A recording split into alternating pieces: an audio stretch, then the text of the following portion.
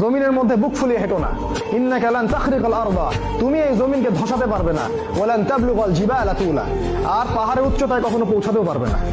কি কথা!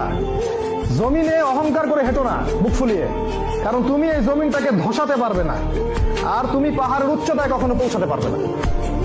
সূরা বনী ইসরাঈল পড়ে দেখেন। শোনেন, আল্লাহ পাক আপনার মনের কথা জানেন।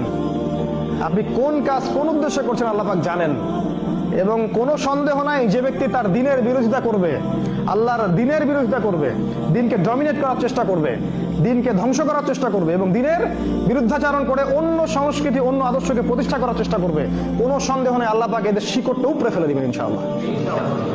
এটা আল্লাহর দায়িত্ব। এটা আমরা কোনো ব্যক্তি যদি নাও করে, এটা আল্লাহ নিজেই করবেন ইনশাআল্লাহ। সূরা তওবা পড়ে দেখেন, আল্লাহ বলেছেন তারা কি দুইটা শাস্তির একটার জন্য অপেক্ষা করছে? হয় আমি মুমিনদের হাত দিয়ে ওদেরকে শাস্তি দেওয়াবো, না হলে আমি নিজেই ওদেরকে শাস্তি দিব। সাহাবীরা বলতেন এই যুগে কি মানুষের বিবেক চলে যাবে? নবীজি বলতেন এই যুগের মানুষগুলো হবে আবর্জনার মতো, কীট পতঙ্গ আবর্জনার মতো।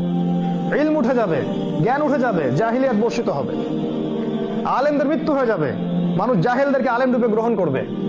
বহু কথা নবীজি বলেছেন।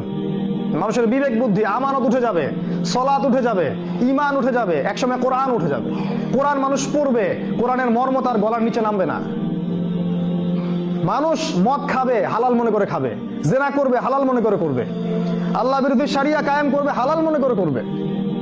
এগুলো শেষ জামানার সাইন নবীজি বলে গেছেন। প্রচুর ভূমিকম্প হবে, প্রচুর মহামারী ছড়াবে, সময় সংক্ষিপ্ত হয়ে যাবে, মানুষের দিন চলে যাবে একটা ঘন্টার মতো, মাস চলে যাবে একটা সপ্তাহের মতো, একটা বছর চলে যাবে একটা মাসের মতো।